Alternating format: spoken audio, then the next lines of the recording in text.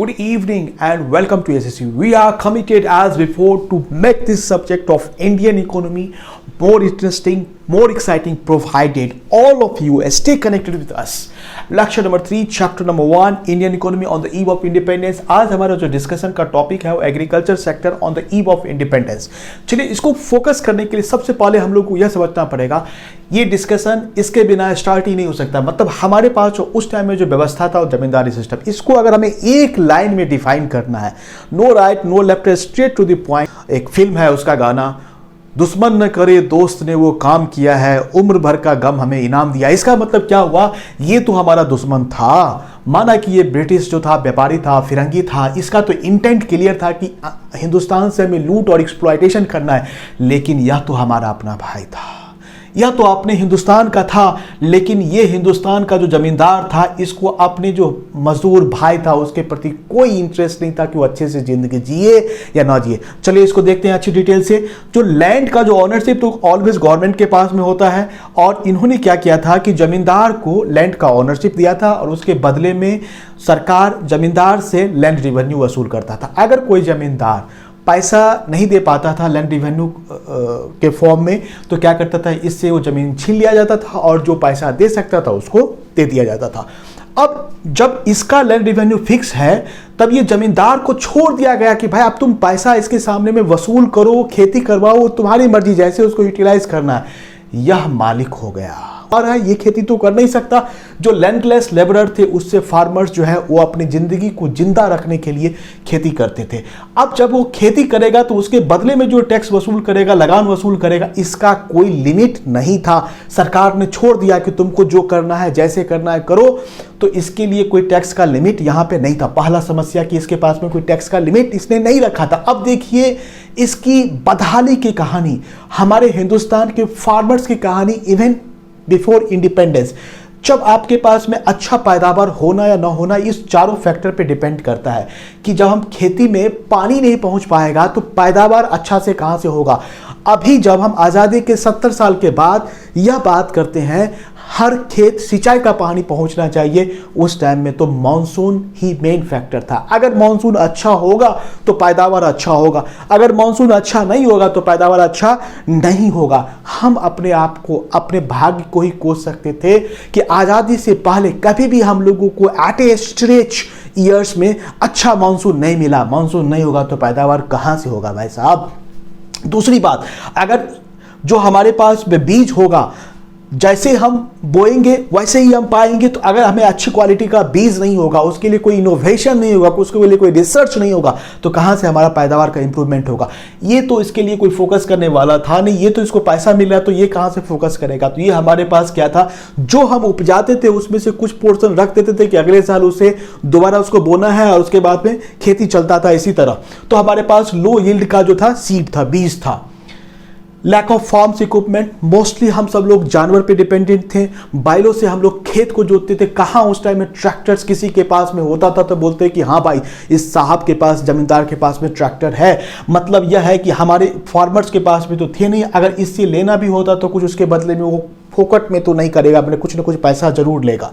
Fertilisers, land अगर आपका ऊपर नीचे का भी है, मतलब फर्टाइल क्वालिटी जो है अप डाउन है, तो फर्टिलाइजर्स जो है उसकी प्रोडक्टिविटी को इंप्रूव करने में बहुत हेल्पफुल होता है। लेकिन उस टाइम में तो गाय का गोबर और जो भूसे वूसे रहते थे और जो भस्म वगैरह रहता था, छौर वगैरह बोलते थे उसको, जलावन के बाद जो रिमेनिंग पोर्शन होता है उसी को यूटिलाइज करते थे। वहाँ फर्टिलाइजर्स की तो बात ही नहीं। मतलब यह था कि इस फार्मर के पास भगवान को प्रार्थना करने के सिवा, भगवान को विनती करने के सिवा और कोई चारा नहीं था जिससे वो कॉन्फिडेंटली बोल सकता था इस साल हमारी अच्छी पैदावार होगी। इसका तो मतलब यही हुआ, जो यह लैंड दिया है उसमें तो वो कोई कंजूसी नहीं करता था, जैसे तैसे इससे कभी मतलब पूरा ही खाना ले लेगा, पूरा ही अनाज ले लेगा, फिर भी इसके टैक्स का वसूली नहीं होता था।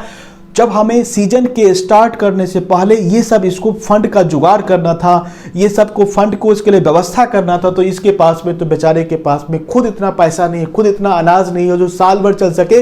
इसके पास में आता था कि मालिक हमें कुछ पैसा दे दीजिए, हमें खेती करना है। ये पैसा तो देता था, रुला के देता था, पैसा तो देता था रुला के, पैसा तो देता था रुला के, लेकिन उसके बदले में ये कभी इसको रिटर्न नहीं कर पाता था। ये बेचारा जो था अनपढ़ था। उस टाइम के आज़ादी की बात करें तो कितना लिटरेसी रेट था, 16% था। इसका मतलब क्या था, 100 में से 84 लोग पढ़ना लिखना नहीं जानते। तो फॉरगेट अबाउट कि कैसे हिसाब किताब रखते होंगे। मतलब कभी भी इसके पैसे का यहाँ पे रिपेमेंट नहीं होता था, और होता भी था तो वह कैलकुलेशन को मिसलीडिंग रखता था, जिससे फार्मर्स को ऑलवेज ये डरा धमका के रखता था कि तुमने तो पैसा हमारा पुराना बकाया नहीं किया तो नया वाले की कहाँ से बात। मतलब इसके बदहाली की कहानी जो यहीं से शुरुआत होती है कि जमींदार सबसे बड़ा रिस्पॉन्सिबल था, या इसके इंटेंट और इंटरेस्ट को, कोई इसका इंटेंट और इंटरेस्ट नहीं था कि हमारे फार्मर्स आगे बढ़े, वह सेल्फ सस्टेन करे, या इनको डरा के धमका के रखता था। इसका सिचुएशन बद से बदतर होता गया और जमींदार लाविश लाइफस्टाइल में जीते गए। अब चूंकि यह सारा फैक्टर इतना बड़ा रिस्पॉन्सिबल है तो लो प्रोडक्टिविटी तो होना ही होना है, लो प्रोडक्टिविटी तो होना ही होना है, लो प्रोडक्टिविटी तो होना भी होना है। हम आपको इसको इतने आसान तरीके से ट्रिक बताते हैं कि आपको याद रखने में भी आसान होगा। तो मेन हम लोग बात कर रहे हैं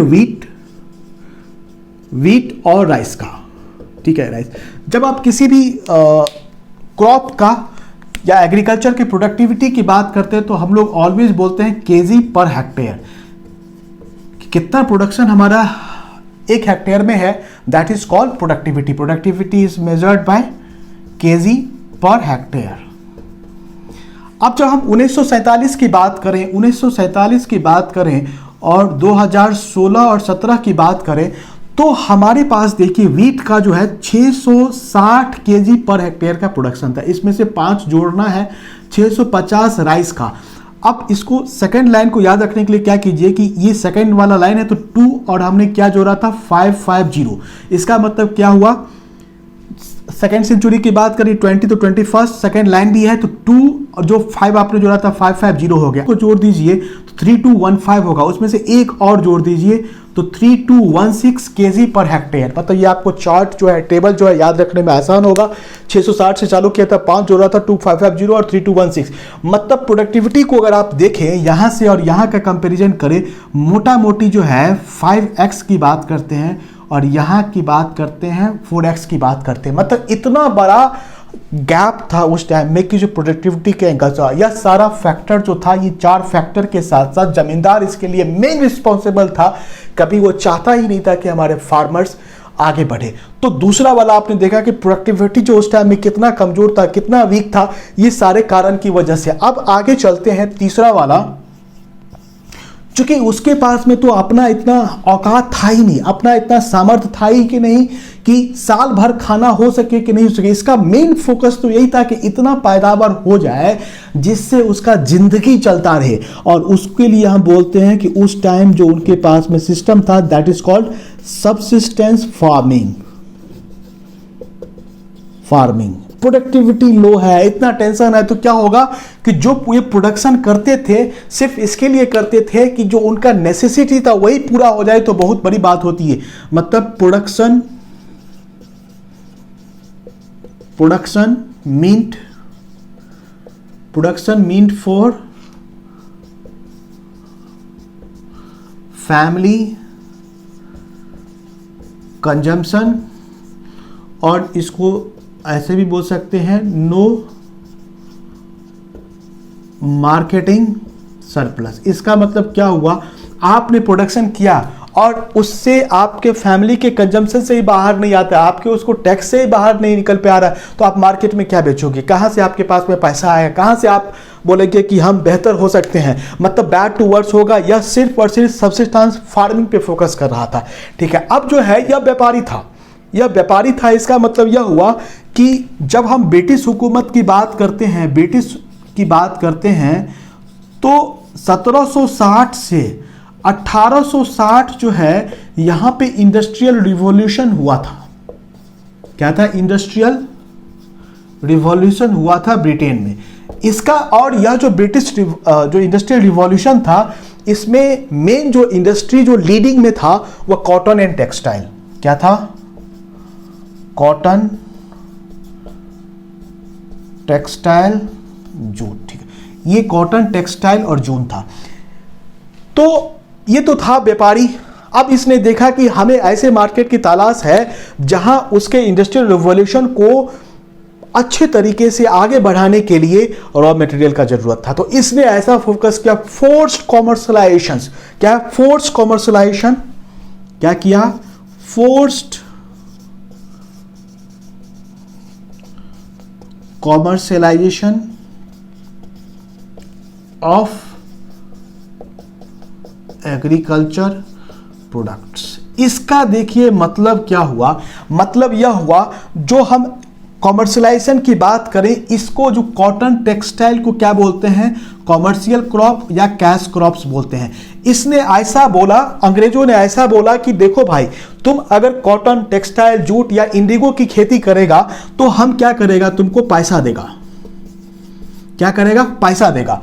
और पैसा देके तुम आराम से सामान खरीद लो मार्केट से। क्या दिक्कत है? कोई दिक्कत नहीं है। अभी तो तुम लफड़ा करते हो कि पैसा तो तुम्हारे पास में आता नहीं है, तुम वैसे भी बद से बदतर होते जा रहे हो, तो तुम कैश क्रॉप बनाओ, कैश क्रॉप को उपजाओ। और चूंकि हमको भी ये जरूरत है और हम तुमको जो है हार्ड कैश देगा, कैश देके तुम मार्केट से सामान खरीदो। लेकिन भाई साहब, ये एक ऐसा सिचुएशन हो गया जो फार्मर्स जो थे ना तो निगल सकते थे ना उगल सकते थे। चूंकि लैंड तो उसका था, जमींदार तो उसी का था, जो बोलेगा वही बात करेगा, तो प्रोडक्शन तो उसको करना ही करना था। नहीं करेगा तो मार खाएगा और उसके बाद में उसको प्रोडक्शन के लिए जमीन भी नहीं देगा। लेकिन इसके साथ साथ ये जो जमींदार तो था, ये जो शैतान था, ये दोस्त के वेश में जो दुश्मन बैठा हुआ था, वह तो बोल रहा था पहले से कि तुम्हारे पास तो हमने इतना पैसा दिया है कि तुमको तो 10 खानदान भी वापस करेगा, फिर भी वापस नहीं हो सकता। इस पैसे को तो रिपे नहीं कर सकता था, जो ये सब चीज के लिए उसने पैसा लिया था। और वो तो बेचारा था अनपढ़। यहां पे जब वो प्रोडक्शन किया, कौन प्रोडक्शन किया? हमारे फार्मर्स भाई लोग, जो ये प्रोडक्शन किया कैश क्रॉप का, और यह इसके पास में जमा किया और बोला मालिक पैसा दे दीजिए, तो यह शैतान पैसा देगा क्या? ये शैतान पैसा देगा क्या? मतलब इसका सिचुएशन बद से बदतर हो गया। और इसको सिचुएशन को ऐसे हाईलाइट कर सकते हैं कि देखिए, ये फार्मर्स जो है जमींदार के पास में कैश क्रॉप लेके गया, लेकिन इसके बदले में जब वो पैसा मांग रहा है तो उसके साथ में इसको क्या मिल रहा है? लात और गाली ही मिलेगा। लात और गाली ही मिलेगा। क्यों? क्योंकि ये तो शैतान बैठा हुआ तो बोल रहा है कि तुम्हारा इतना पैसा बकाया है, अब कहां से है तुमको हम पैसा देंगे। जैसे तैसे कुछ इसके पास में पैसा आता था, ये फार्मर्स के पास में पैसा आता था। कुछ भी आ जाए तो बहुत बड़ी बात है, लेकिन इससे इसका दुख और दर्द यहाँ पे समाप्त नहीं हो रहा है। इससे इसका सिचुएशन क्या था कि पहले कम से कम अनाज उपजाता था तो घर और परिवार तो खाना तो खा लेता था भाई साहब। लेकिन अभी का सिचुएशन क्या है? ना तो इसके पास में पैसा है, ना तो इसके पास में अनाज है। ये पैसा मिलता तब ये मार्केट से जाके कुछ अपने परिवार के लिए पैसा देता और कुछ परिवार के लिए जो था बेसिक नेसेसिटी का जो है वो सामान लेके आता मार्केट से। कहाँ से? मार्केट से। लेकिन लफड़ा तो यहीं पे है, कैश क्रॉप को उपजा के जमींदार को तो दे दिया, लेकिन इसके बदले में पैसा नहीं मिला। पैसा नहीं मिला तो ना इसके पास में अनाज अब है, पहले की कंपैरिजन में ना इसके पास में एप्रोप्रिएट अनाज है, ना इनफ अनाज है, ना पैसा है। मतलब भुखमरी और दुर्दांत कहानी, दुख और दर्द की कहानी हमारे फार्मर्स की, कोई अंत नहीं था। यह सिचुएशन इसको और भी बद से बदतर हो गया। अब लास्ट वाला जो इसका सिचुएशन था, लास्ट वाला जो हम बात कर रहे हैं कि फ्रैगमेंटेड होल्डिंग। क्या है? Fragmented holding. फ्रैगमेंटेड होल्डिंग इसका मतलब क्या हुआ कि जो हमारे हिंदुस्तान के जो फार्मर्स थे, वो हमारे मोरलेस 72% लोग जो थे एग्रीकल्चर पे डिपेंडेंट थे, जबकि आप इंग्लैंड और यूएसए की बात करें 2% है। इसका मतलब क्या हुआ कि जहां पे ज़्यादा लोग कम लैंड पे अगर फोकस करेगा तो पर कैपिटा अवेलेबल लैंड कम होगा। और उसके साथ साथ जो हमारा लैंड का जो टुकड़ा था उस टाइम में आज़ाद से पहले, वो कहता कोई यहाँ पे था, कोई यहाँ पे था, कोई यहाँ पे था। आपको निगरानी के लिए, आपको प्रोडक्शन के लिए, आपको सिंचाई के लिए और सब ऐसे तरीके को अपनाने के लिए जिससे आपका प्रोडक्शन बढ़ सके, संभव नहीं था। कैसे यहाँ भी फोकस करेगा, यहाँ भी करेगा, यहाँ भी करेगा।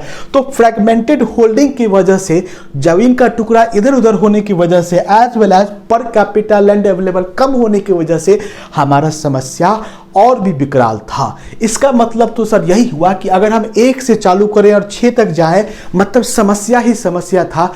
कोई दूर तक हमें कोई रास्ता नहीं दिख रहा था। अब जब दूर तक कोई रास्ता नहीं दिखेगा तो हम क्या बोलेंगे, हम तो स्टेगनेंट और बैकवर्ड थे, क्योंकि जहां दूसरे देश के कंपैरिजन में न हमारे पास पर कैपिटल लैंड अवेलेबल था, न कंसोलिडेशन था, न फर्टिलाइजर्स था, न इक्विपमेंट का हम यूज कर रहे थे, नो हाई यील्ड का यूटिलाइजेशन, न हाई यील्ड हमारे पास वैरायटी ऑफ सीड्स था, न इरिगेशन का पानी पहुंच रहा था। मतलब यह था कि हमारा प्रोडक्टिविटी भी लो था, हमारा बैकवर्ड बिजनेस था और हमारा कोई ग्रोथ भी नहीं हो रहा था। मतलब यह हुआ कि एग्रीकल्चर के एंगल से अगर आप कंक्लूज करें तो हम लोग क्या थे, स्टेगनेंट